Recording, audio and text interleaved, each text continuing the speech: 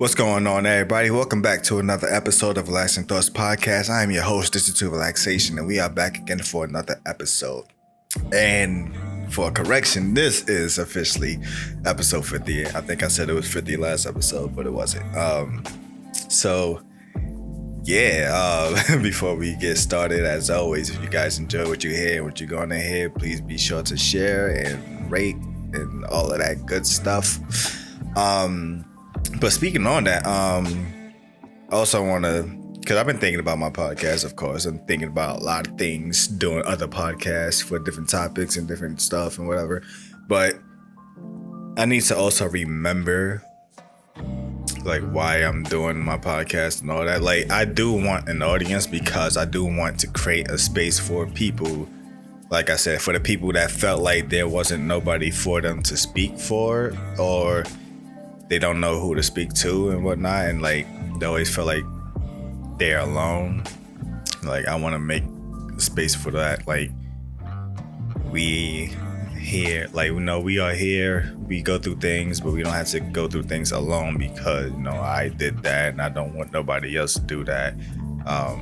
Granted, the personal journey is always by yourself, but to have people that can help you and understand you and empathize with you can go a lot. And that also kind of gonna trickle into my topic later on in the podcast. Not so much for the mental health, but it can apply. So yeah, I've been debating myself on like making like a group or something, or like a group on Facebook or something, so like people who listen or whatever can have a place to talk or whatever the case is.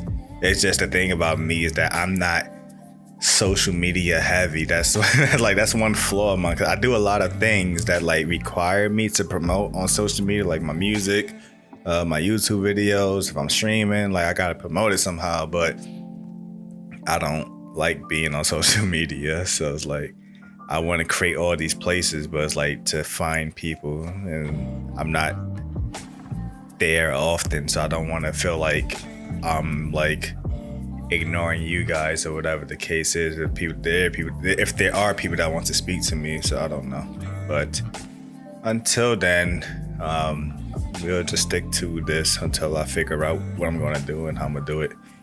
And if anyone listening that has suggestions that can somehow reach me, that'd be nice.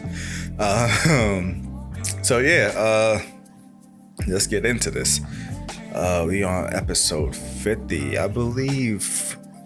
I don't know what month it is, but I think we might be reaching 2 years soon. I should have looked at that. Let me see if I can find that real quick. Don't mind me.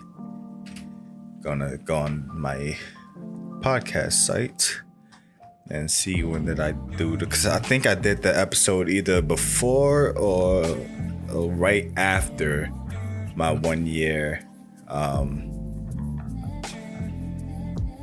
anniversary. Okay, so I recorded my 1 year, I uploaded my 1 year anniversary episode on the 20th of October, which means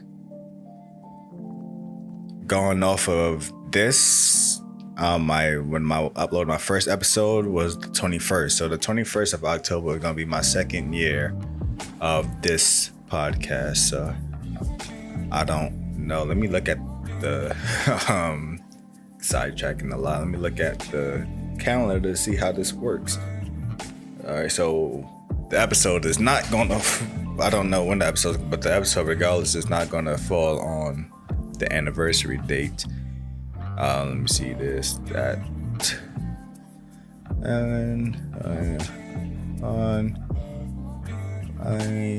19. It will actually be on the week, so that's a good thing. It will be on the week of the anniversary, but it'll be the 19th. So that's cool. Not bad. So I don't know what I'm gonna do for that episode, but we'll figure it out. Got time for now. So yeah, what I've been up to, not a lot, but maybe a lot. Maybe, I don't know, maybe not a lot to speak on it, but been doing a little things aside from working. So starting with video games, for the most part, I still just been on Apex. I recently started playing Fortnite again. I started playing with my nephew, cause that's all he plays. So we playing that. Got some victories together. That was fun. They put Dragon Ball Z because the film just recently came out. I think yesterday. I don't know. I'm going to talk about it later. But I'm not going to talk about it in depth because I did not watch it. But yeah. So they put the Dragon Ball Z character. They put Goku, Vegeta, Beerus, and Bulma. And they added you could use the Kamehameha mid-fight and use the Nimbus Cloud. So it's cool. I don't know. It is what it is. Apex, on the other hand, is still the same thing. Every time I play with randoms, I get paired with people that just played the game for the first time, or they just, I don't know what it is. I got paired with this one team that they spent the entire game avoiding every fight, and we made it to the top 5 or top 4 teams. And if you playing rank, well, I'm in gold, and just staying alive, it won't cut it no more. You have to get kills. So I made sure I got kills while I was on. I was just jumping in between fights and then ducking out because they kept on running away, and I'm not trying to get jumped. So I made sure I got a couple of kills. I don't even know if they got points for that match, but they didn't get no kills the entire game. How y'all playing the whole game? The whole point of the game is for shoot battles and all of that, and y'all just sat there and ran around the map the entire game. Why are you playing this game, bro? So those are the people I'm getting paired with. People who completely play the game for its opposite functions. So yeah, that's what I'm dealing with. So I'm getting hard stuck on my rank because I'm not making no progress. I will lose a few games and I would get enough points to get it right back. So it feels like I basically ain't been doing nothing. So that's a waste. Aside from that, still I'm deciding on my main game. I'm thinking about trying to play A Plague's Tale because the sequel's coming out. I have not ever heard of the game before, but I've been hearing that it was actually pretty good, and for it to get a sequel must say something. So I want to try it and see if it's worth being hyped for the sequel when it comes out. Saint Row, I don't know if it came out today or yesterday. I'm seeing a lot of streamers been playing it, and YouTubers talking about it for today, mainly today. So I don't know if it came out today, or they got an early copy or something. I don't know. I'm not keeping up with that. I was never really into Saints Row, so it was GTA gang out here. I tried. Which one was it? I think it was Saints Row 2.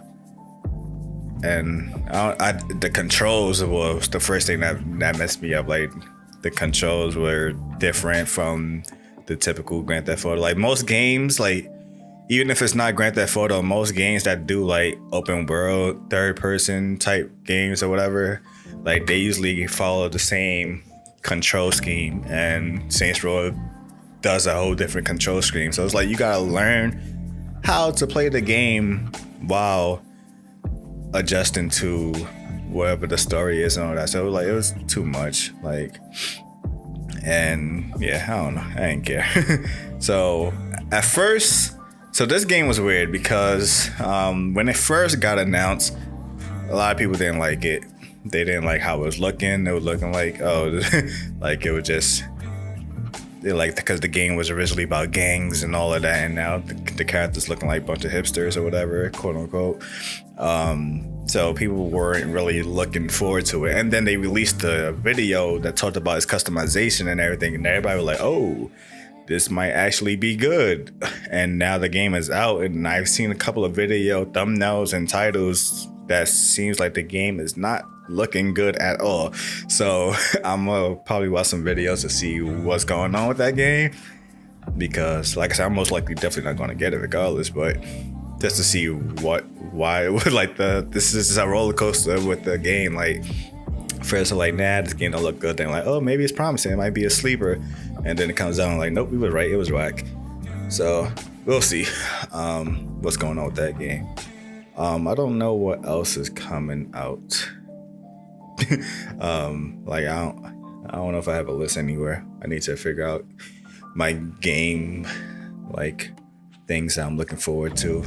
Also, because it sucks because I want to play more multiplayer games, mainly co-op games, but what you call it? Most of the people I play with, they just, like I said, it's the reason why I went on Cyberpunk. Like most of the people I play with just keep playing the same 2 games over and over. It was like, what happened to the good old days when we used to have like at least 4 games, and I like, that was like in our tuck of like, this is what we always play, even though we had also our side games on this as well. Like thinking of like, I'm just sitting here thinking about like, when's the last time these dudes played a campaign? Like I'm seriously sitting here thinking about this. Like these dudes, I don't like, and I don't want to be like, their experience is their experience, but I don't want my friends or my group to fall into the stereotype of getting older and society is like crushing your motivation and your drive to do your hobbies the way you used to do it. Like all I got time for is to boot up Warzone and Apex and play a couple of games and just turn my brain off. It's like, nah, man, like gotta enjoy your hobbies, bro. Like this is what your life is about. Your life is not about working and trying to fulfill status quo and be part of society. Like doing what you like while you here, doing things that you love while you're here. If you can't have time to do it and something is taking up your time, it might not be work, but it could be something else that's interfering with your life. Like you gotta know how to manage your time and your hobbies and whatnot. And my problem is I have too many hobbies and too many things that I like to do that I can't figure out which one I want to do first. I still want to write stories. I still want to find another game to play. I'm gonna go into my next topic, or the next thing I did recently. Like there's a bunch of stuff that I like to do, and it's like which one to do first. So that's my dilemma. But yeah. I've been watching some gaming lore stuff like FNAF.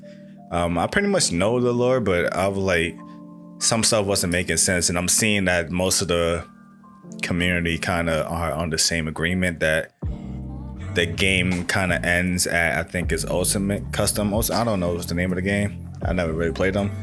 I think it's Ultimate Custom Night or something like that.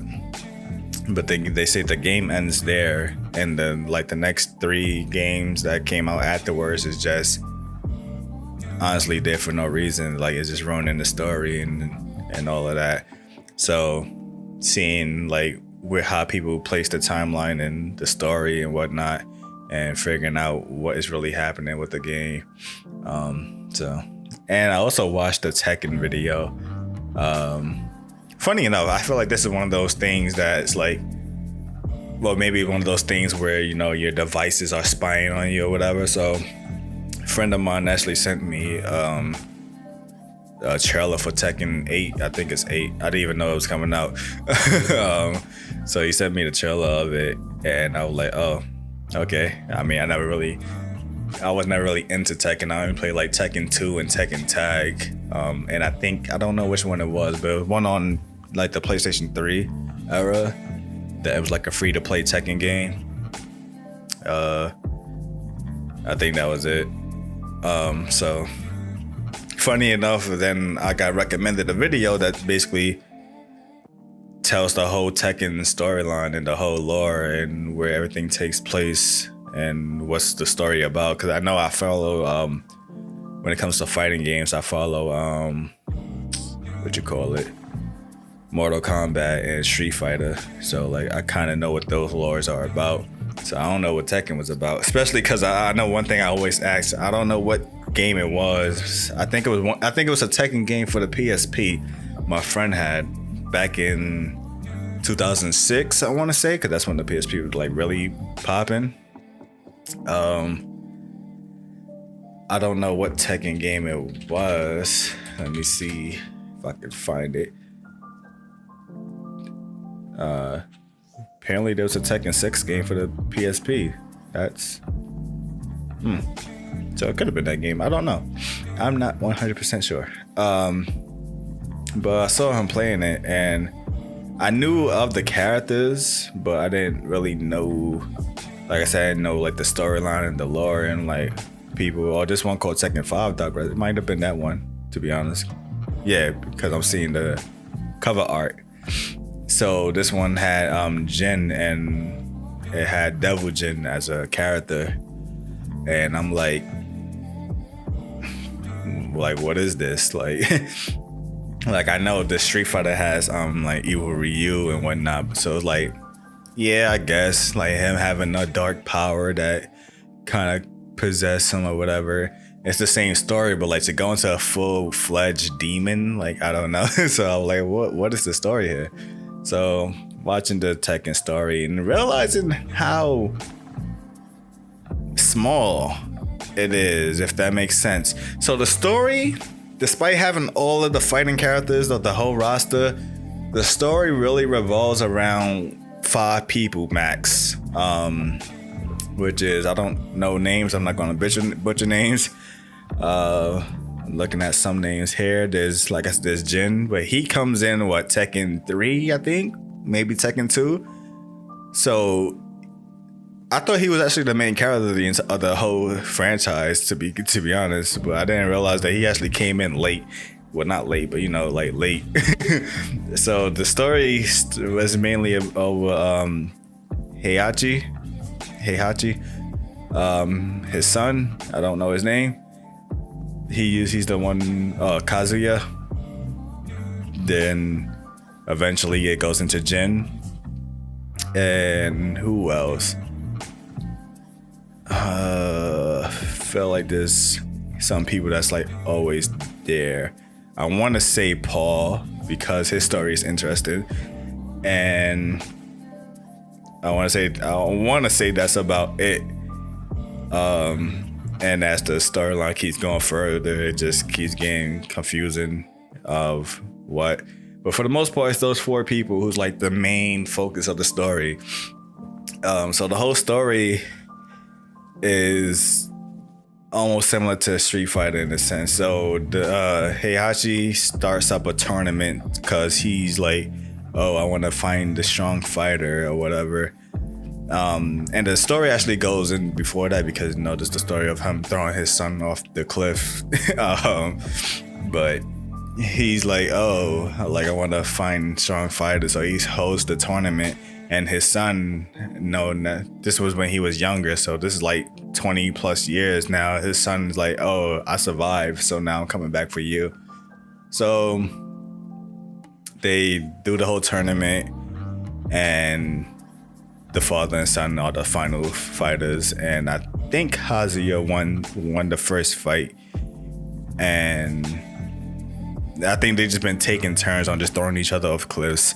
And the only reason why Paul is like a pivotal character is because he almost in every tournament he actually makes it to like the final, and he always like loses or something happens that disqualifies him. Like one time he got stuck in traffic, so he didn't make it to the fight in time. But the fact that he's like there on par with these dudes, but he never gets his moments to shine. It's just a big story of revenge, the family trying to take revenge over the father, and Jin is actually the son of Kazuya, so Heihachi is the grandfather of Jin, and they just like hate each other, and they try to take over the company and then rule the world, and it's just a bunch of weirdness. But the story mostly it just keeps revolving around those 3 for the most part, and it's like, what's all these characters? Like they all have stories, but they don't matter. So I don't know. Fighting games story. That's why we don't really sit there and focus on the lore. Funny thing is that the lore in the first 2 or 3 second games, you had to find them out by reading it. Like there was no like cutscenes or nothing. So they even had a hard time just like telling you what's going on. But Yeah. So that's the video games. For music, this one is kind of short. I don't really, like I said, I'm not really out here listening to a lot of new music. I just listen to music to get me through the day for the most part. Especially because most of my podcasts, people that I've been listening to, haven't been uploading lately. So need something to keep me busy. But I do want to talk about I finally, after like a month and a half of waiting, well, not even waiting, like I ordered it like a month and a half, but I just like, all right, when it comes, it comes. So I haven't been focused on it. So yesterday I came home and saw this box like stuffed into my mailbox. I don't know why they put it in the mailbox, but whatever. And I was like, oh, I know what this is. So I finally got this is a collection. This is something I wanted to start there's a few things I want to start collecting now that I got my own place. So this is one of the things I want to start collecting, which is music vinyls. So I got my first vinyl ever yesterday, which is from a rapper who like at this point is like, he's like the only rapper I've been supporting. Like I bought his Cerebral Apex album. The rapper I'm talking about is Novelist. He's a Detroit rapper. He originally started off with his group Clear Soul Forces.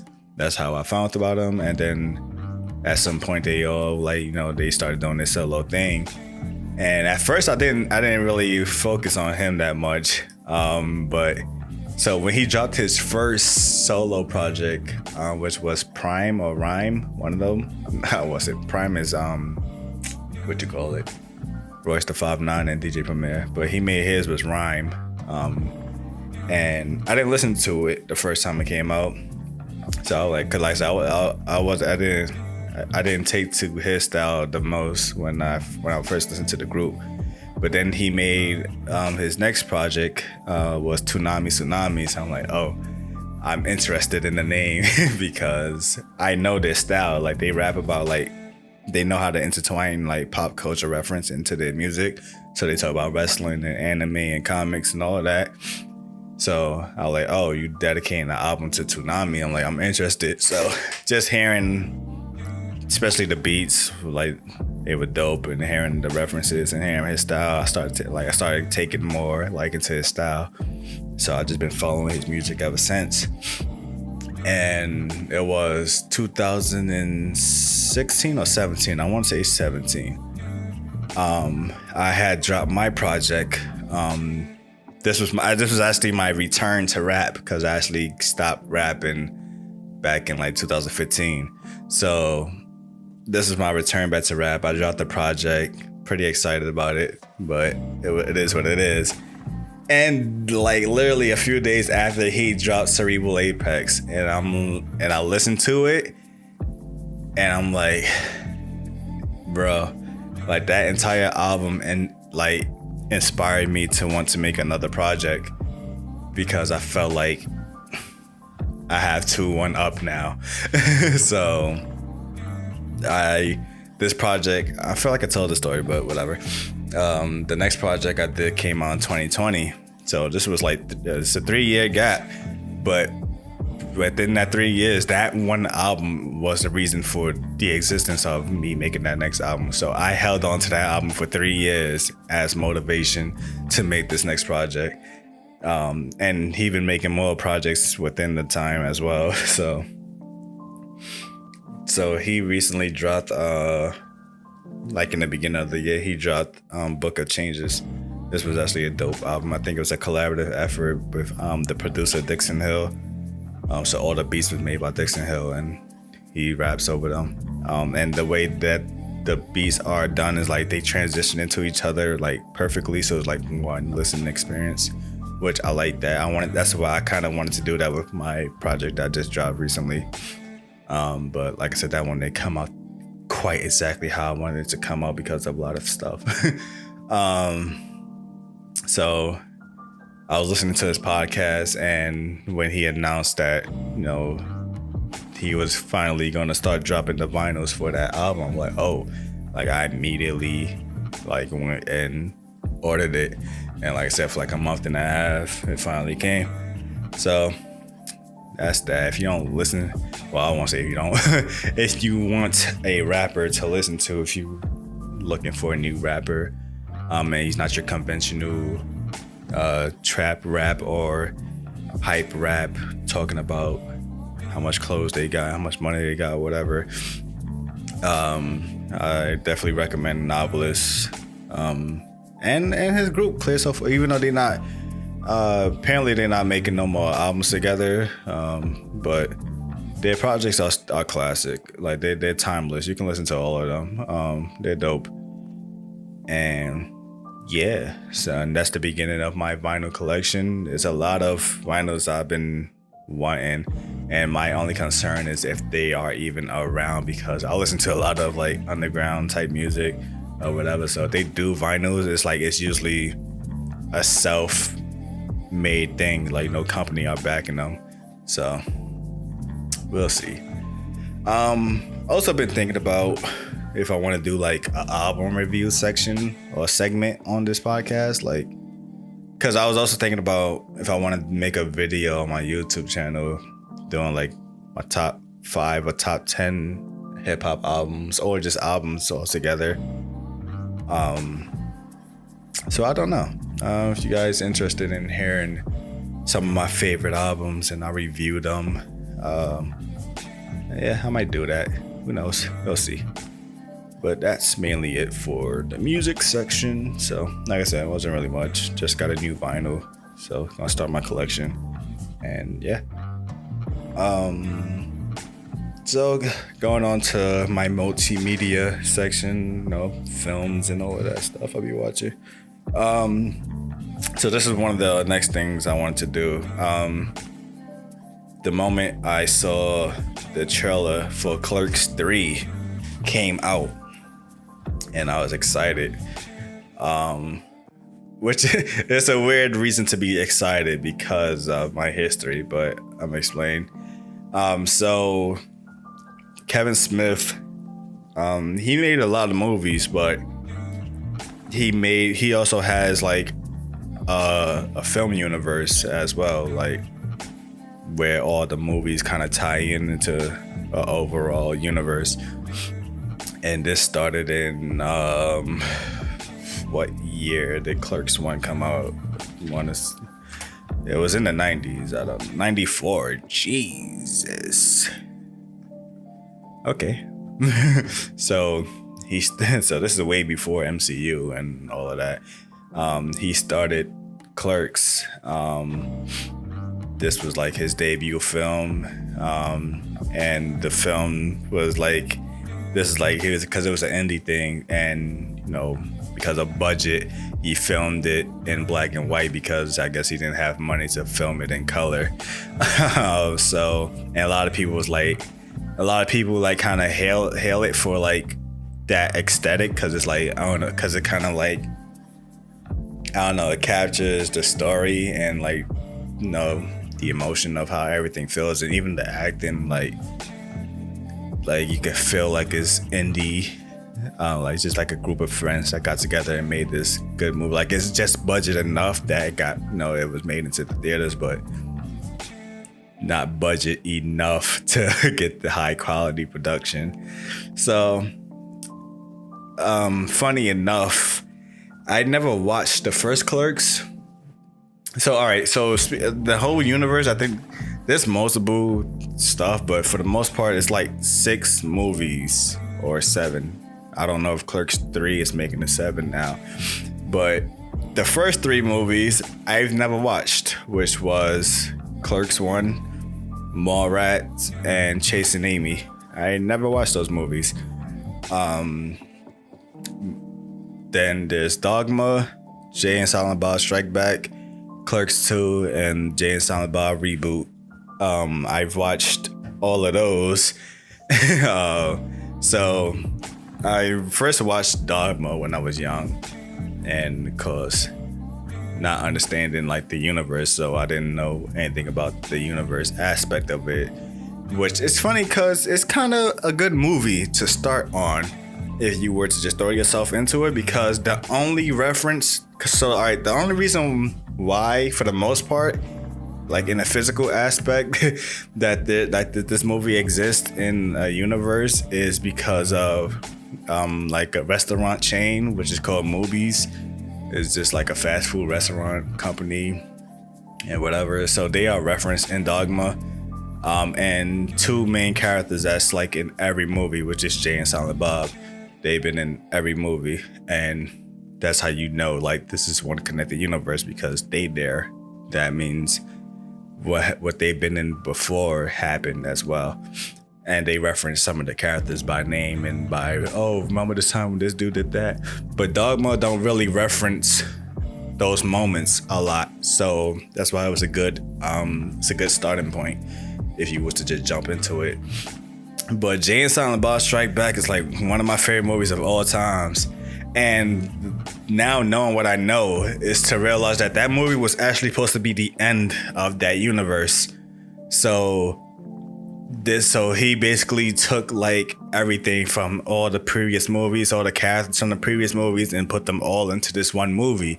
And I didn't understand the references. I didn't understand why there was one actor playing two different people because he likes to recast most of his people. So I didn't understand like why don't they recognize that this dude that y'all literally just met him in the beginning of the movie and y'all act like y'all don't know him, but it's not known that he's two different people. So I didn't understand the references, but I still love the movie. I had that movie on VHS, and my mom used to hate me watching that movie because if you know anything about Jay and Silent Bob, Jay has no filter when he speaks. So yeah, I mean most of the movies is like no filter too, but Jay is like the epitome of just walking, like just saying anything that's offensive. But yeah, and then so I didn't understand the references and whatnot. Then I watched Clerks 2 only like a couple of times because I didn't watch the first one, so I wasn't going to be invested in the sequel. Because I thought, like I said, I didn't know about the universe. So I thought, no, you just had to watch Clerks 1 and Clerks 2 to understand the story. But, you know, so I was like, I ain't going to care too much about it because I don't know what happened in the first Clerks to understand why Clerk 2 even exists. So that's that. And then I watched the Jay and Silent Bob reboot, which of course, no, because that's the sequel to my favorite movie. And they kind of did a similar thing too, where they put all the characters in like all the previous movies into this one movie. But at this time, I kind of knew who most people were. Like I said, I still haven't watched Clerks 1, Mallrats, and Chasing Amy, but all the other characters that had been in the movie or that I've seen before, like, oh, I seen this person in the first Jay and Silent Bob movie, but I didn't understand the character. So, yeah. So, I finally decided to like take a week to watch the entire film universe. And I mean, I want to say chronological order, but the chronological order is not really that serious. So when the movies came out, it was Clerk 1, Mallrats, Chasing Amy, Dogma, Jay and Silent Bob Strike Back, Clerks 2, Reboot, and now Clerks 3. The only thing that's in the timeline that you gotta flip is Mallrats and Clerks 1. Canonically, Mallrats happens first, but, you know, yeah. So I watched it like that. And funny enough, because it kind of, I want to say Chasing Amy. If you watch Chasing Amy after you watch Mallrats, it kind of fits that Mallrats kind of happened first. The way they mentioned that movie and Jay referenced that moment. But I think Mallrats and Dogma are kind of like the most, like they don't really like, only a character or two would come back from that franchise, but not this. They don't mention the overall story. And I know Mallrats is kind of like Kevin Smith's weakest movie in the whole universe. So yeah. So started with Mallrats. That movie, I can see what was wrong with that movie because the title of the movie doesn't fit with the story they were trying to tell. unlike Clerks, because the movie is about, two clerks and their life and the stuff they do while they're at work. So the concept of mall rats are people who just go to the mall just to hang out. Like, they don't shop or nothing. Like, that's just like their safe haven. Like, they don't want to go home. They just go there just to chill. So they refer to them as mall rats. But the story is a love story, and it does not focus on the concept of mall rats at all. It just happens to take place in a mall. That's the whole thing. And of course, the weird thing is that the universe is supposed to take place in New Jersey, because that's where Kevin Smith is from. But some of the locations are somewhere else. So I was trying to look for, like, because I'm in New Jersey myself, so I was like trying to look for like any place. Because they mentioned malls that I've been in before, such as Menlo Mall, but they didn't film it in New Jersey. So I was like, damn. So yeah, so that's the Mallrats is a love story. Like I said, they don't really reference that story too much, but one character from Mallrats makes his way into other movies down the line. Then the first Clerks happened. Jay and Silent Bob. So Jay and Silent Bob go from the mall to hanging out in front of the store. And that's like kind of like their trademark, just always hanging out in front of the store and dealing drugs. And the story focuses around these two clerks, one who works in a movie, like a movie rental place, and the other one works at a convenience store. And they just get into a bunch of shenanigans throughout the day. And it kind of touches on the story of, I don't want to say, it's not a midlife crisis, but like a early life crisis, like that moment when you are in college or just about to get out of college and you're not sure what you should be doing with your life. So the story focuses on the main dude who works in the store, and he's just like always so negative and so down. The movie starts off with him being off, and he gets called in, and that becomes like his catchphrase throughout the universe is that I'm not even supposed to be here today. So like he says that in like almost every movie. He gets like a cameo. So he gets called in on his day off.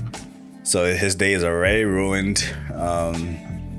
And then he deals with his friend being obnoxious. He got one of those friends that's just like, he just tells it how it is. He don't care how you feel. Like, he would just tell you, like, if your life sucks, he'll tell you. So he likes to rub things in his face and just making him down. And then he has a girlfriend who's like constantly trying to like boost him up and tell him like, yo, you should go back to college. Like, I don't know why you dropped out. She even transferred college to a closer college so that it would motivate him to go to college together. And he was still like, no, I don't know. It's not for me, blah, blah, blah. And it's like, he just has no clue on what he wants to do with his life. And then he deals with another issue with an ex, and he still has feelings for her. It's just a big mess. But it's a good story though, like, because it's like genuine for people who actually go through those things. And like I said, despite the budget choice, like the black and white and the indie feel of it, it makes it feel genuine, because it feels like these are real people who are like really going through these things. But yeah. Then it goes into Chasing Amy, which is interesting story. This guy basically falls in love with a girl who they went to high school together, but they never really crossed paths until like 10 plus years later. They finally met again. And they both are like comic book artists, but the main male, Ben Affleck, his comic is a little more it's more mainstream, so that's why they don't cross paths, because he's usually at like bigger conventions compared to where she at. So it's one time that he actually went to like a lower place and she happened to be there, and he ends up basically falling for her, but finding out that she's a lesbian, and he's like trying his hardest just to be a friend, but it hurts him because like I'm falling in love with this girl, but I gotta be a friend because she's into girls. And he finally confessed, and they have a moment, and they finally give it a go. And it's a lot. It's a lot. Dogma is the odd one out, and I think this is the most controversial one. The story of two angels who got casted out of heaven, and their punishment is basically to live. They got casted into Earth to live out the rest of Earth. Humanity, like they gotta sit there through all of that. Like they can't die, but they gotta sit there and live through the entire existence of Earth. And they finally found like a loophole that they can make their way back into heaven. But what they don't know is that if they are to do that, that means that would prove God's rule as wrong. And if you basically disprove God wrong, then that means you disprove it's like, you know, everything that was created through God. So reality will cease to exist if they are to go back to heaven. And that's just the whole story of that. And mind you, that Jay and Silent Bob are in all of these movies, and they are going through all of these things. And then Jay and Silent Bob Strike Back. They finally got their movie. And like I said, this was supposed to be the end of the thing. So that's why it was supposed to finish with these two, because they were always the side characters, and now they are the main characters of their own movies. So this movie is kind of like a combination of everything for the most part, but it kind of leads directly from Chasing Amy, where the main character, the comic book that he was writing is called Blunt Man and Chronic, which is like a spin-off of Batman and Robin. But the characters are modeled after Jay and Silent Bob. And Hollywood basically purchased the rights to that comic so they can make a movie. And the story is basically they want to shut the movie down because a lot of people have been bad mouthing them, and they don't like, you know, they've ruined our names and whatnot. So they're going to go to Hollywood to stop the film from happening. And that's that. Clerks 2, I mean, this one is more of a midlife crisis, kind of. So this one is different from him.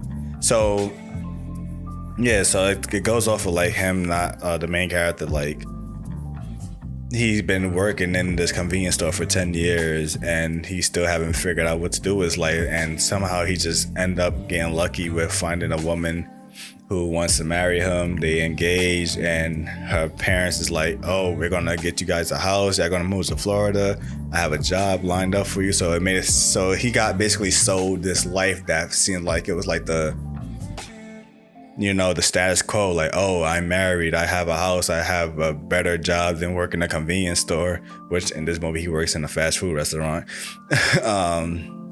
And all his friends is like, bro, like, this is not you, like, you know, like, this is not what you want, and you know, you're leaving your life behind for a life that's technically not for you. Like, you're kind of just being thrust into this.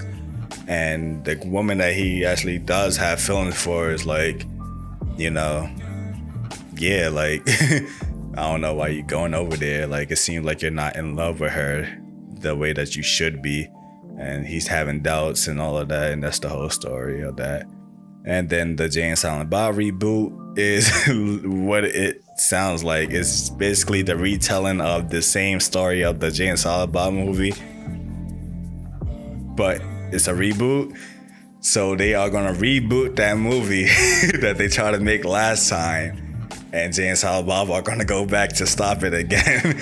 And it's basically that, but of course there's more to it, but that's basically what that is. And then we're gonna get Clerks 3 this year. So that's where we are. That was a lot. I wasn't expecting to do a whole timeline run, but yeah, if you guys are into those kind of movies, I don't even know how to explain it, because for the most part they're kind of like, I don't want to say cheesy comedy, like it's a specific style of comedy. Like, for the most part it's kind of unfiltered, like I said, especially with Jay and Silent Bob. they say a lot of offensive things and wild things, and a lot of weird and wild stuff happen in the movies. But some of them have some decent messages, like the first Clerks movie, Chases Amy, has a good one, like the concept of what love is and what is, you know, because they were trying to explain when he was trying to have a conversation with her about like what is sex, because you can't have, like, the way his mind was like, oh, you can't have sex with another woman because sex is penetration. And it's like, no, that's just like, you know, what society just tells you, like, just because you can't. It's just it's a good story, especially dealing with like today issues now that the LGBTQ thing is more prominent. And there's also a character that they deal with. There's a black character who makes comic books, and he has to portray himself as like this strong, pro-black, you know, the white man is the devil type guy to sell his comic books. And then whenever his fans is not around, the truth is that he's actually a gay guy. And it's like, you know, I got 2 strikes on me, like, by default, by being a black man and now being a gay black man. So he's like, I'm a minority of a minority. So I had to like put on this facade just so I can get sales. And it's like, it sucks. So it's, like I said, it's an interesting topic, especially seeing how far we came from that to now. So yeah, if you guys are into that, especially since Clerk 3 is coming soon, if you guys want to brush up on all of those movies, it's a good universe, a good chunk of films. Yeah. So that's what I was watching. And I also mentioned the Dragon Ball Super movie came out. I'm most likely gonna watch it, but I'm so over Dragon Ball because everything is like just the same. Like I just be side-eyeing anybody who's still like excited over Dragon Ball Z, or who still like hold Dragon Ball Z in a high conversation. Like all the TikToks I watch, and like, you know, Goku was the strongest in every anime universe, and that's like the ongoing conversation. Like Goku could beat this person, or he could beat Superman, and then Saitama is the next one in the conversation. Like, it don't matter, bro, because Monkey D. Luffy of One Piece is by far the greatest written shonen main character of all time. And I feel so bad for people who won't give One Piece a chance, bro. One Piece is amazing, but Luffy is the epitome of a amazing character. Because a lot of people will see Luffy and like write him off because he looks like the typical dorky, brainless character, basically like what Goku is, especially in Super. But like Luffy has a lot of morals and a lot of integrity, and there's a lot of things that he's willing to do for what's important and just for what's right. Because bro, One Piece is just, y'all not watching One Piece, man. I don't know what y'all doing, bro. Like, just stop watching anime. No, stop. I ain't gonna tell nobody to do that, but y'all missing out, definitely.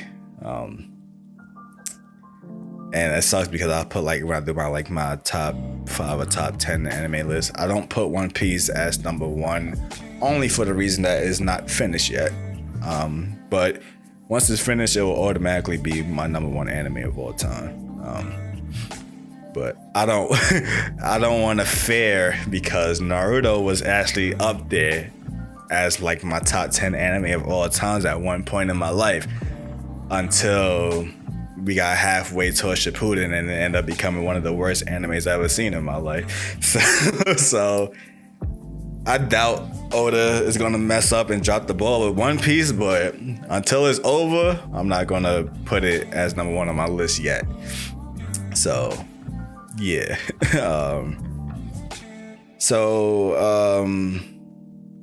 Let me stick with anime real quick. I'll go to the next one. I recently purchased 2 volumes of the manga I was reading called Blood on the Tracks, because for whatever reason the bookstore likes to skip volumes in their stock. So I had to order these, and I got invested quickly. Like, I read through both those volumes within a day. So now I gotta buy more. But if you guys are looking for a manga to read, this one is a psychological thriller, is the best way I want to describe this. I don't want to say horror, but this one, as I'm reading, if I can like summarize the story, is about this kid and his mother, and the mother seems to be like very overprotective of her son, and it's like, you know, she's always trying to protect him and like be there for him, but we not understanding why. Like this manga starts off in like a flashback when he was young, and they was walking, and he saw a cat laying down, and he thought it was like sleeping, so he went to go pet it or whatever, and mom was just watching, and he was like, oh, the cat feels cold, and I don't know if it was him or his mom, like, oh, is it dead? And then he was asking his mom, like, why is it dead? And we never like she never gave an answer. Like, it always cuts off. And I don't know, like, if something happened at that moment that kind of like changed her perspective or whatever, but it just seems like that moment for some reason always resonate with them, because they show that scene a couple of times in the manga. Like, every time he's like having a dream or a quote unquote nightmare, where he would have this dream again of seeing the dead cat, and she would never tell him like why it's dead. And I don't know, for some reason something must have happened at that point in time, so that's what we start reading. So yeah, so all his, not his friends, but mainly his family members are usually like mock him, like, oh, look at her, like she's always so protective of him. Like, he would trip or something, and she like immediately like just cling on to him so that he won't fall, and everyone's like, bro, like, relax, he's not gonna die or something. So like, yeah. And then it takes a wild turn, which I'm not gonna spoil. So it goes from there. It's, I don't know how to portray this. This is a story of on I don't want to say, but I want to say it kind of is abuse, more so a mental and emotional abuse of like trying to like convince your son that you should always listen to your mother. What your mom says is right. You know, don't go against your mom. I'm always there to protect you. No one else is. No one cares about us. It's always gonna be me and you. And she's like constantly, she's like over sheltering him. So for people who have dealt with things like that, with, you know, being over sheltered with their family and parents or whatever, might be something for you, unless you of course don't want to reawaken any trauma. So, but yeah, and this is the same manga, the mangaka that made Flowers of Evil. That's a manga I recommended before. It also has the anime and the live action movie. I'm kind of like enjoying their work. I saw another manga that they actually working on too that I'm interested in, so I might read that one too. So I don't know, I'm enjoying this specific person's work. They seem to take like a dark turn on like legit topics or legit issues, so I like it. So one quick thing, I have not watched the episode. I don't, like I said, I've been saying it like almost every episode now that my situation with the MCU is shaky. So as of yesterday, I want to say yesterday or the day before yesterday, I don't remember. She-Hulk first episode finally dropped. And I don't want to say mixed reviews. I haven't really seen anything great talked about it. Most of the YouTube videos I've seen seems to be negative, and a lot of people are like, oh, this is the death of the MCU, or this is, you know, the woke agenda or whatever and whatever. So it seems the issue with She-Hulk, which I watched one video and they put like some clips into it to like kind of emphasize the point. So the issue with She-Hulk seems to be the whole, I don't want to say agenda, but the whole situation of, you know, women have it harder than men and we deal with a lot more than you guys. So her dealing with becoming the Hulk and why she's able to control it easier than Bruce is because we have so many years of trauma to deal with. So it's like we've been trained to become Hulk in a sense. And it's like,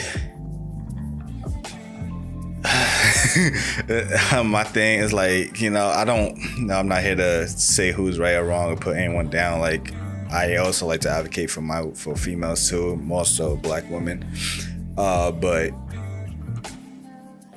trying to compare real life situations with comic book stuff is where it gets shaky, because what are we comparing? Like, you're comparing the gender of the women race compared to Bruce. And if you guys follow, if we just talk about the MCU alone, we follow, you know, the first Incredible Hulk movie where this man was literally a fugitive in his own country. So he had to flee and live in Brazil. The man had to give up his entire life because of his accident and turn into the Hulk, and deal with not being able to control the Hulk because of everything. You know, if I get too excited, this happens. You know, he has to give up his love life, which seems to be the opposite of She-Hulk. Even in the comics, like She-Hulk is like, I don't want to say over sexualized, but like her sexuality is kind of like a good focus. Like, she's very sexual and she's like confident in her sexual nature, even as Hulk. And like Bruce is like, bro, like, if we are to assume ever since he transformed into the Hulk, he's probably never had a sex life since. And that was one thing that he talked about with Black Widows. Like, you know, I can't provide you with the family. I can't give you that life because, you know, if I turn into the Hulk midway, like, it's a wrap. So it's like this man had to sacrifice so much personally, and she just throws it in his face like, well, women. And it's like, what does this have to do? It's like, bruh, like, yeah, because and the problem is that they put examples in the show, like, you know, literally her first time when she turns into the Hulk is because of dudes hitting on her, compared to the first time we saw him turn into the Hulk is because a group of people are trying to jump him, and a trained force military group are trying to kill him, and he's trying his best to stay calm while being pursued, because if he runs too much and his heartbeat goes too much, he has to stop running for a little bit and take a breather to calm himself down. It's like this man's fighting for his life, and her trigger was, hey babe, what you doing out here? You want to come hang out with her? And she just freaks out and turns into the Hulk. And I'm like, so I can understand where people are like, bro, stop trying to throw this agenda of what people like to call the MCU, where they like trying to put so many focus on the female characters and the importance of women and their thing. It's like, y'all don't need to shove real life stuff into our face for us to understand. That's why I like the Kate Bishop story in Hawkeye, because her story really didn't have nothing to really do with being a woman or not. It was, she saw Hawkeye like and during the attack on New York, like, no, there's Iron Man, there's Thor, there's a Hulk. She's seeing all this wild stuff, but nope, her focus went to seeing this one dude fighting an alien invasion with just a bow and arrow, and that motivated her to want to be able to protect her family, and she followed in his footsteps in becoming a trained archer, as well as taking martial arts, as they showed like a I don't say a montage, but they show like, you know, they were showing all her, her achievements, like all the trophies she won for martial arts and archery and whatnot. So they were showing like, you know, she sat there and, you know, she worked on her craft and got better to become a protector for her family. She didn't know, in the case of another alien event happens, she wants to be able to protect her family the way Hawkeye was protecting everybody in New York. So simple ass story. Like, like it has nothing to do with, oh, a man was doing it, so I'm gonna do it better because I'm like, no, it had nothing to do with that. So yeah, that's the situation. And that's why I don't know if I want to watch the show. If that's the opening, that's the first show, that's supposed to hook us in. If that's what's gonna be throughout the entire show, like, no. I don't want to feel terrible about being a man, which is going to lead into my main topic today. This is going to be a lengthy one, it seems. My fault for talking about movies for a little bit.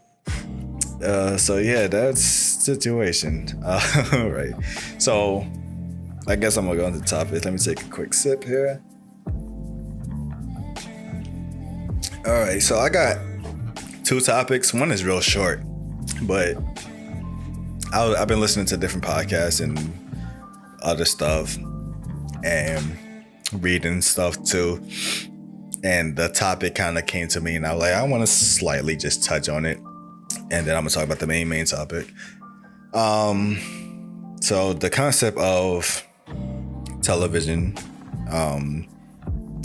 programming, the literal term of it, being programmed through television and media, the way we are being forced to see things a certain way and observe things a certain way through what's being fed to us through media and whatnot. And one thing I always saw, like, this is like back in like even in high school, like when I used to watch like certain reaction videos of people like, oh, we're reacting to Japanese commercials. If you ever see them, like Japanese have like a weird way of like, well, I don't want to say a unique way of promoting or advertising their products.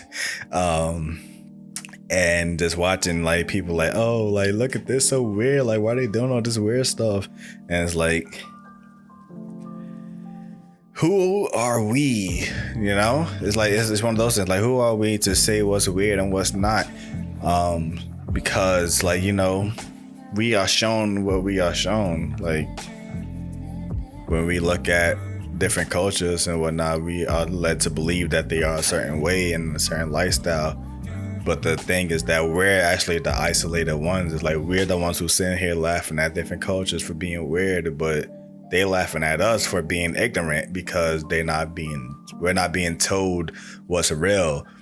And that's my thing. And the next thing is, for the most part, is because of the culture situation. Like, America as a whole does not have a culture because of the terrible history. Like, culture was being robbed and erased throughout our history, and that tries to implement something different. And it's like, we dealt with so much diversity and so much, segregation, and who culture is right, who's really American and who's not, and that's the problem. So we don't know what's right and wrong because we have no culture. We have no solid foundation. So when we are fed certain things through our media and the things we see, and we think like, oh, this is us, this is our culture. And then we look at different cultures, it's like, oh, these guys are weird. But it's like, these guys have their foundation solid, like through history. Like, they can go back so far in the history timeline. For us with America, like, for the most part, usually it kind of starts off with the whole Christopher Columbus thing and the shit that he did, and then a big time gap into slavery, and a big time gap into Civil War, time gap into a lot of wars. And it's like we have no legit foundation. It's like, the Chinese can go so far back into dynasties and their history where emperors were dictating and whatnot. Like, they can go that far back. We don't have none of that. So, like, who are we to sit here and keep acting like we're the superior culture, we're the superior place, and we don't have no foundation of our own, and we're sitting here just judging other people. That's my little quick something I just want to get out there. Like, just be more open-minded, people. Just, stop being persuaded by things you see through media and whatnot. Get your own thing. And that's my thing. I know he's probably gonna listen to this, and I don't want to talk about it too much, but we had a debate recently about a video game, me and my friend, and he felt like my point of view was because I was watching different media and different outlets that was like swaying my point of view, but like that wasn't the case. It was like I looked at a lot of things and read a lot of things and seen a lot of things to come to my own conclusion. But so it's like, I'm not that, like I said with the She-Hulk, like, and also with Saints Row, like, I don't like, I see some clips and some titles that say certain things. Like I said, when Saints Row first came out, it was a bad press. Then it got a trailer and it got good press, and now that the game is out, it's bad press again. And I'm like, if I was to sit there and like, oh, someone would like tell me, hey, Saints Row good, I'm like, well, due to all the videos, it's terrible. Or like, I'm seeing, like, I just point out what I see, like, oh, I'm seeing that, this is a really, polarizing game. So I'm gonna have to figure out myself exactly what the situation is before I can give a definitive answer. I can't just tell you like, due to this video right here, who's known for just saying terrible things about video games, I think the game is bad. Like, I literally, this was the fastest I ever subbed and unsubbed to somebody. This was like literally a day or two I subbed to this dude. And his whole YouTube content video is basically about him just talking crap about different people. Like, at the beginning, it was kind of like, I get it, because some of the things that certain people he was talking about were doing was kind of like messed up, and it was like, all right, to like kind of out them and put them in their place was cool. But then he just started talking about everyone, like, oh, this one dude made a Minecraft video, like a music video, and it seemed like it was more catered to kids. Like, that's how the way it seemed to be promoted, and he just in there ragging on it like, bro, what is this crap? And I'm like, bro, it's not for you. Like, like, you can't sit here and try to evaluate everything. Not everything is for you. So I was like, yo, I subbed. I was like, this is like, I felt my soul dying watching his videos. So like, that's the quickest I subbed and unsubbed to somebody in my life. So yeah, like I said, man, just try to have an open mind, explore things more to come to a more definitive understanding of why things are the way it is. And that's that. I mean, yeah, I don't know. All right, so the main topic I want to talk about, despite my She-Hulk situation, is actually catered towards my male audience, or just for men, period. But this is talk about the insecurities of men and things we deal with, because we need our representation too. Nah, it's not about that. The only reason why I'm not talking about females or whatever is because I would like to have a female guest here who can tell me more things, so I can bounce off of her point of view and her opinion and her experience, instead of me telling you guys the whole experience of a woman and I don't know anything. So until I get a guest who can do that, I'm not going to speak on women issues in a deep way. I would talk about anything that happens on the surface level, but not in a deep way. So this is for the fellas. So because I'm just going through the typical stuff that we all deal with, because I was having this conversation with my friend as well, like, because it was interesting to see, like I said, I know you're going to listen to this. I'm not trying to out you or whatever, but Like, it's interesting to see these things. Like, he has I don't want to say an issue, but his I guess I'm gonna say issue. His issue or dilemma right now is that he wants to build more weight because he doesn't like being skinny, and it seems like people in his life tends to like kind of like mock him about it or whatever for being too skinny or whatever. And for me, it was kind of the opposite,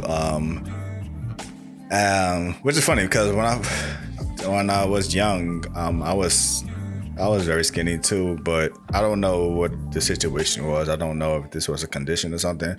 But when I was young, I actually used to like really despise eating. Like I would like have a whole dinner plate in my face, and I would like literally like eat like mainly just like if it's like rice and chicken or whatever, I would like eat like 5 scoops of rice, and I'd be like, yo, I'm done. Like, I'm full, I can't eat no more.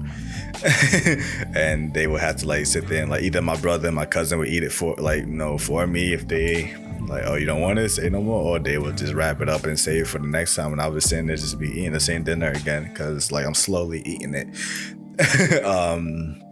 And then around 2005, 2006, I just developed a strong appetite. And it's funny because this was like I got sick one time, and after like I recovered from my sickness, I just developed a big appetite, and I just started eating a lot, and I just got like mad chunky and chubby. So, and like I said, I mentioned this also before, that my puberty really, I guess it didn't hit during the typical times, or it didn't hit quick enough that like, most of my friends' puberty hit at a certain point and mine didn't. So like, it seemed like I was the one who was stuck still. So like being short and chunky and still looking childish and whatever. So my body, I couldn't grow into my body yet and whatnot. So that was my thing. And then of course, a lot of people in my family just mocking me for being fat and whatever. And then of course, eventually I grew into my body, but like, that was my thing. So for the most part, it was like, oh, so it's like his situation, like being skinny, being too skinny and being mocked for it. And me is like, oh, so like, oh, bro, like just switch places or whatever. And I was like, I mean, yeah, but I also feel like, I mean, there's two things. Obviously, just want to do something, do something about it. If you want to be skinny, work out, whatever you want to be. Well, I don't know, because people's bodies are different. I can't just say you want to be bigger, just eat, because I have a cousin who like eats as much as me, and throughout his entire life, for the most part, his body has stayed the same. Like, he never really gotten big. So I don't know the proper precautions on, hey, I want to get bigger. So whatever helps with that, do that.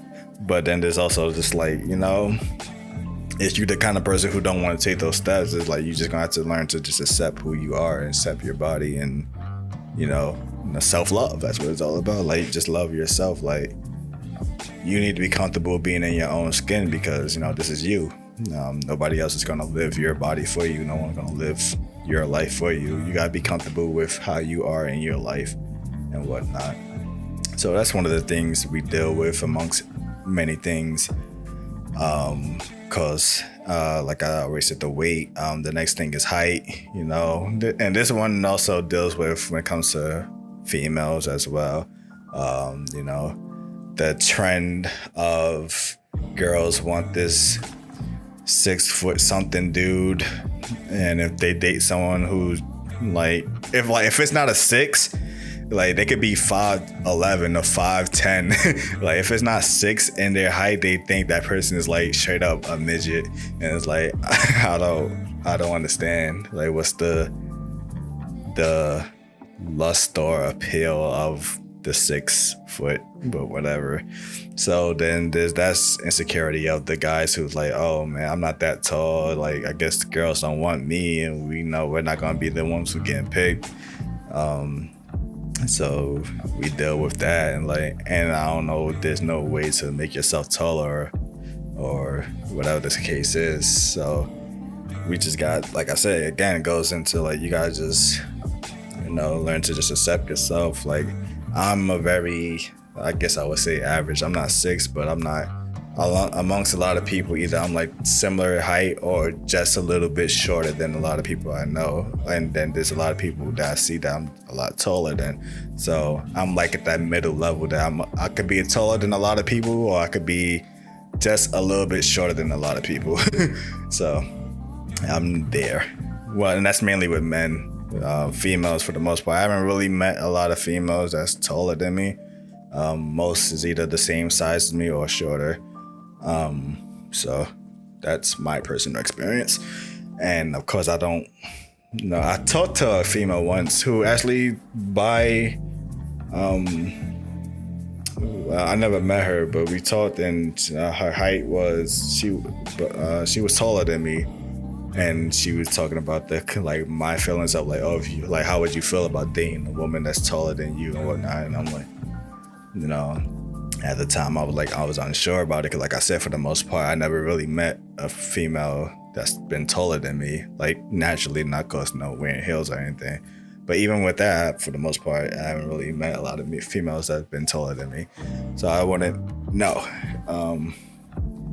Cause now, I mean, it's not so much about your height or whatever. It's just so more about me being comfortable with being good enough for a woman. Again, dealing with my own insecurities. Like, it's not so much about me being comfortable with you being taller, or you comfortable with me being shorter, I guess. And that's where it usually stems from. And she also told me like she has some way about dating shorter guys. So I was like, I don't know. I think that's more of our own insecurities of if we're not so much about if we're cool with dating taller women, just so much about do we think we can satisfy you just through our height? Like, are you happy with being with someone that's shorter or taller or whatever? That's our mental game. So we feel intimidated because we're not sure if you are going to be happy with us. So that's our situation. Well, from my general observation, I can't speak for all men. The next thing is, of course, the typical thing, the size of the man. Of course, I say that, and I think this all goes. Most of our insecurities, of course, is mainly dealt with, trying to please and be good enough for the opposite sex. Like, there's a lot of women who just like all over the place. Like, girls want someone that's bigger. They feel like average is better. We don't know. So it's like, we feel like the general consensus that girls just want dudes who's bigger, and whoever they feel like they're not big enough or whatever. It's like, it's not, it's so much for people who needs to, like, I guess, be more comfortable with the person that they are with on both levels, whereas like that isn't your main thing. Like, if you are able to still please your partner without having to be a certain size, that's not the issue. So it's like, it's more of a comfort thing, because like, I mean, and there are those females who's like, they could be, because it's like, because y'all want this, and I'm not just trying to put women down, but the way we look at you guys, you ladies, when we see like certain videos and people who do interviews on females and like what they like in a woman, like in a man and whatnot, and they make it sound like you guys like want this build a guy type dude. Like, he needs to be a certain height, he needs to have a certain size, he needs to be a bodybuilder type looking dude.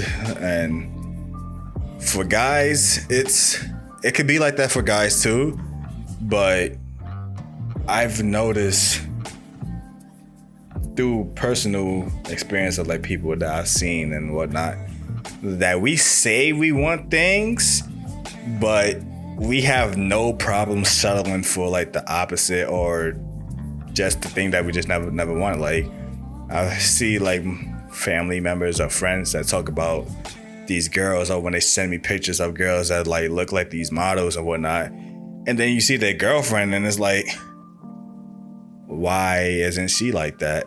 So it's like, I think we're only led to be, I think this might be a society thing or whatever, that we are, again, programmed to believe that we want these women that looks like models or whatever. And unfortunately, there's women who are programmed to think that that's what we believe. And that's why they change their face and get surgery and do whatever. Like, I don't really hear about guys getting surgeries to make themselves longer in both aspects. And so females deal with the situation of, we have to make ourselves look like the ideal woman for guys. But what the truth is, like,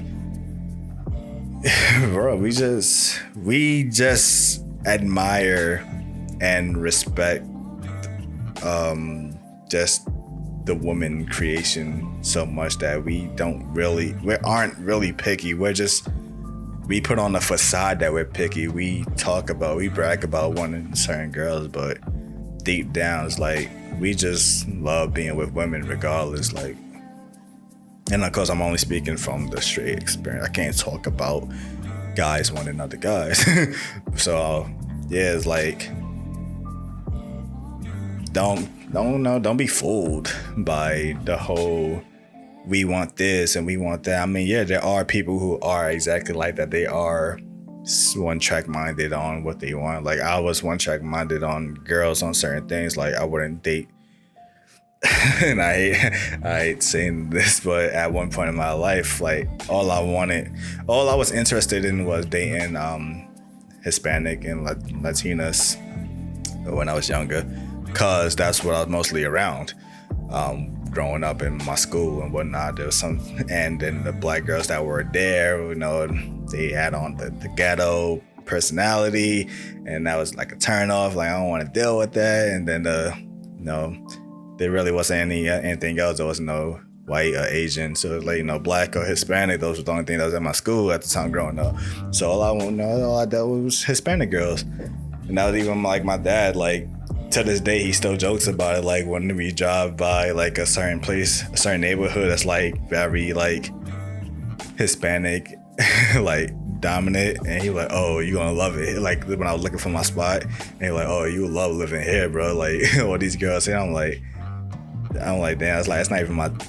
I'm not gonna say it's not my taste no more, but like my development of my preference in women changed so much. It's like, it's not even like that.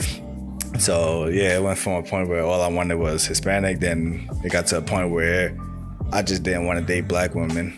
Like, I dated like everything else but black.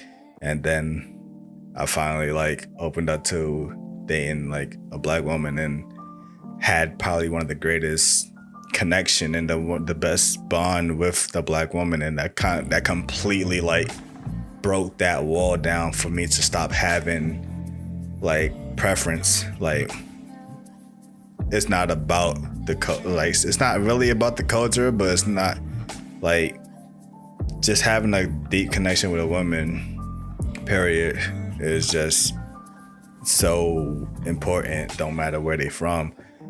So I learned to like cherish all females and all different cultural backgrounds and wherever.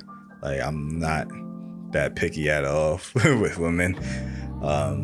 So like I said, that goes back into my open-mindedness too. Like, you gotta just be willing to explore your options. Like, sometimes that person that you thought you wasn't gonna be with end up being like that person you vibe with the most. You never know.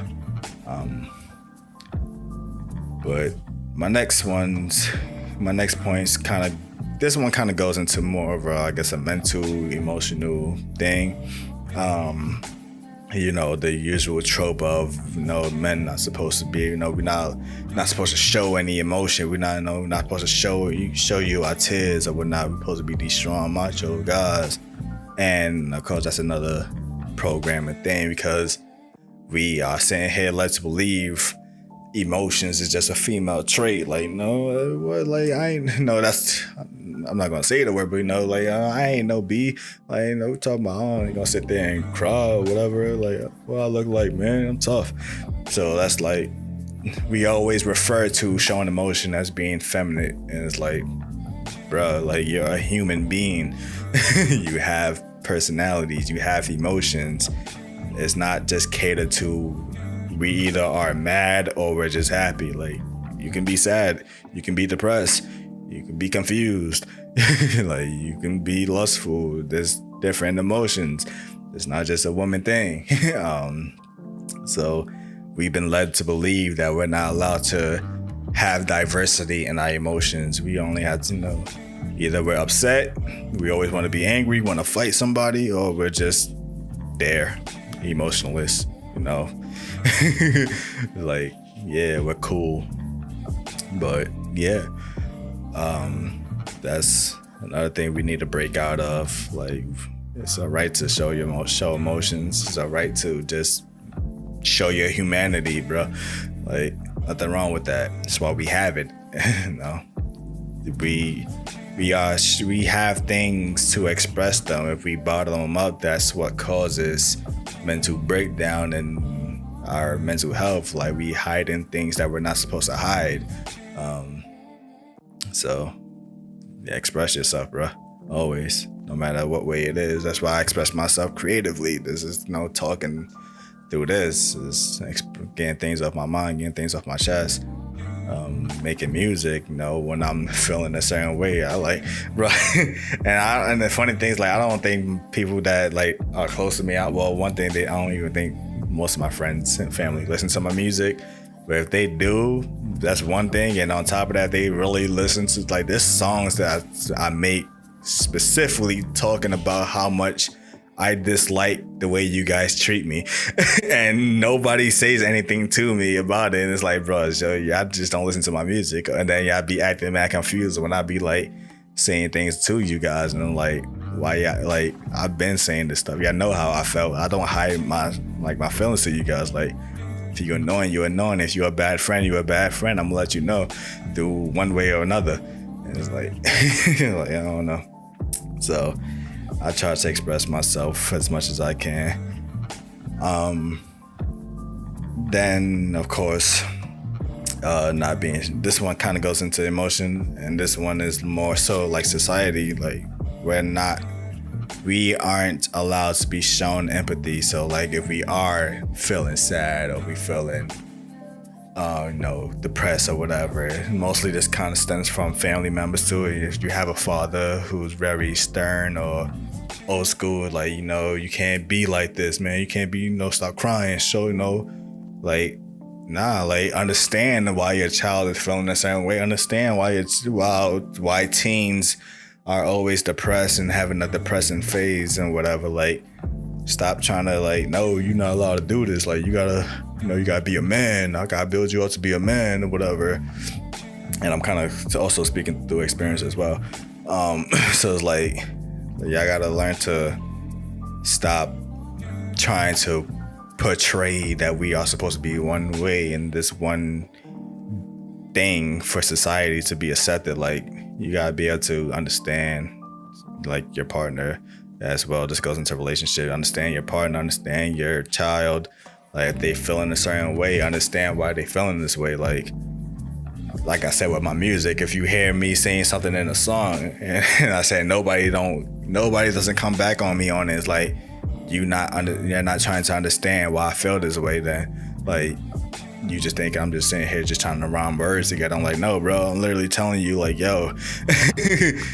So it's like, whatever. So try to understand us more. Like, don't try to shackle what we are and how we're supposed to feel and the things we're supposed to do and whatnot. Stop letting society dictate who we are as human beings. Like, stop having so much faith and stock in this government and this system and whatnot. Like, bro, like, God made us a certain way to be a certain way. We should embrace our creation, our nature, like be who we were meant to be, not what people are trying to force us to be. And this kind of goes into my next thing, which is the confusion, especially this kind of is dealing with now, because I've seen a lot of TikTok videos and a lot of YouTube videos and Instagram videos and a lot of this, interviews type videos and whatnot about, just the whole situation, like women trying to fight for like equality, and I, like I said, I'm all for that and I'm cool with that, but it's also trying to, it's a clash, because they want to fight for our roles as men, but when they have a man who won't do the roles that are as men as well, they feel like they aren't men. And it's like, bro, you can't you can't try to take my spot and then be upset when I don't do it. Like, this is what you wanted, why, like, and then there's the whole situation of like, oh, well, she's the one who's wearing the pants in the relationship, and it's like, now it's like, oh, now I'm not a man no more. And it's like, what is being a man? It's like, we are so caught up in trying to have this split between what we should be doing. Like, yeah, it's not the old days no more. Like, the man just works and the woman just stays there. Like, even in the funny thing, in the first Clerks movie, one of the characters talked about, like, I spent too many stuff. The girl was like, I spent too many years like fighting for my, pursuing my education and my career, only just to be married and turn into a housewife. Like, what was the point of all these years of my life of going to school and learning and all that, just so I can just, hey, I'm just here to cook. I'm here to clean. So I understand that women should be able to do more and do whatever, but we shouldn't be ridiculed when we don't do the things that y'all want to do from us as well. It's like, like, we have to have some kind of balance here. Like, I understand that you don't want to be the cook and clean wife all the time. That's fine, but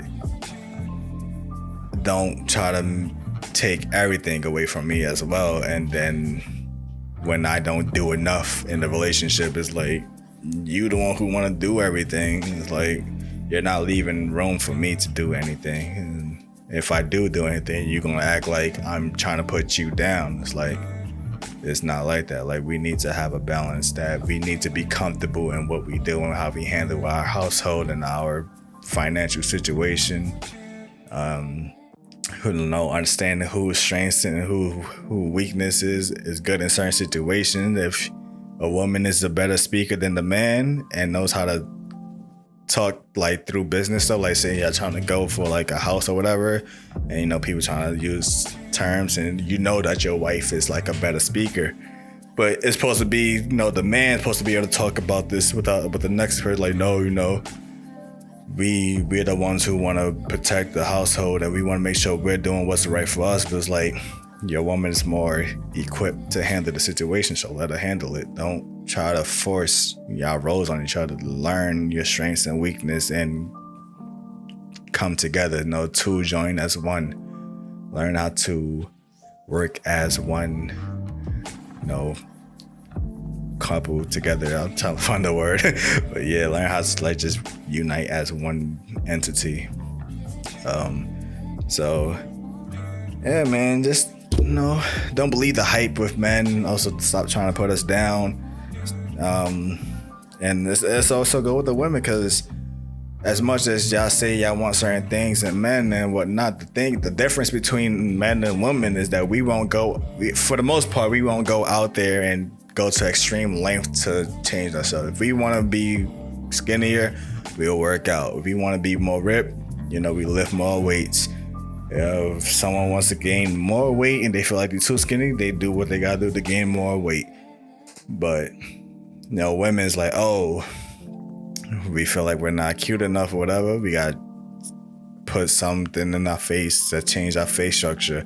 Oh, we got guys like butts better. Oh, I should go get me a fake butt. Like, nah, bro. Like, learn to accept who you are, love who you are, be comfortable being who you are, because there's only you. You've been made to be you. Don't try to look like someone else. And that's always the thing. Like, most of these women, for the most part, like, there's a lot of like Kim Kardashian replicas. Like, a lot of girls go for that Kim Kardashian look, and it's like, she's not the end or be all of what a woman should look like. She's not the epitome of the female species. Don't try to look like her.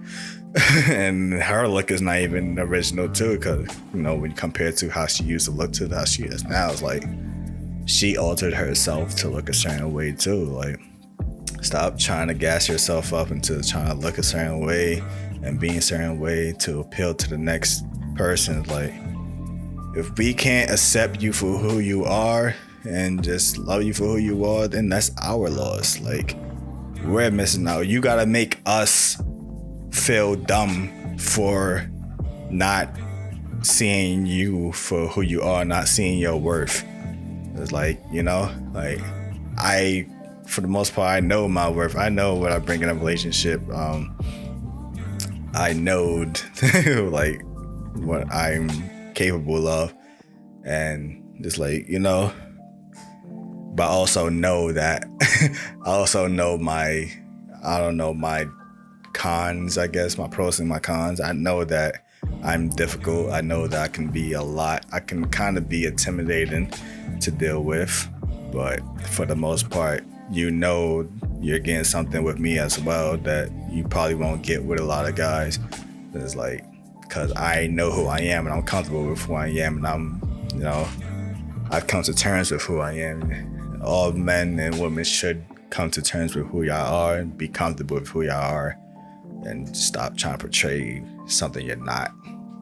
Like I said, if it's something, like I said, not saying the small things that you can change. Like I said, like, you know, my friend wants to get bigger, then go ahead, get bigger, but he's not gonna start doing something crazy to change his look or whatever. Well, I hope he's not.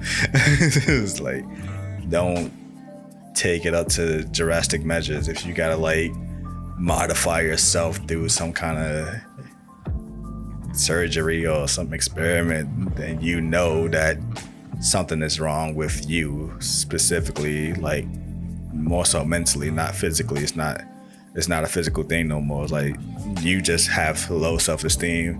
You have a huge insecurity, which is the whole point of my topic. And you gotta come to terms with like who you are, what you like, and try to come with a better solution with dealing with yourself. So yeah, that's mainly it. I feel like I was talking a lot, which I kind of am with talking a lot, but it's cool. It's nice. And yeah, so of course, before we head out here, question of the day. This is, of course, I guess this would kind of go with, I was gonna make this more towards like men, but this could be for anyone. You know, anyone who's listening. Like, what is something that you feel, or something? Well, yeah, I guess, what is something that you feel is your biggest insecurity? Like, you know, if you feel like you're not tall enough, or you feel like you're not skinny enough, or whatever the situation is, like, what is your biggest insecurity in life? And if it's something that you can fix, or if it's a mental thing, like, what is the precautions you're taking to deal with that? Like, are you, you know, gotta come with terms like, no, I'm probably not gonna get taller anymore. Like, I've already grown, so I just need to be more confident and comfortable with just being the size I am. Like, there's so many people in this world. One person is gonna like you for being who you are. You don't have to change yourself for one person that you think might be the one. If the person that you like has a preference that you don't fit, and you feel you gotta change yourself for that preference, then that person probably isn't for you. So that's that. So yeah, as always, if you guys enjoy this podcast, you guys like it, please be sure to share, rate it, get more people in this conversation. And yeah, till next time, hope you guys have a wonderful day, a wonderful week. Summer is, well, we got probably like a good month of summer left, maybe, probably sooner. School for the most part is kind of starting back for some people, but it's gonna be in full force soon. So we're gonna get back into all of those rotations again. And yeah, man, that's it. Soon gonna get towards the end of the year. But yeah, have a great day, have a great week, and until next time, everybody, peace.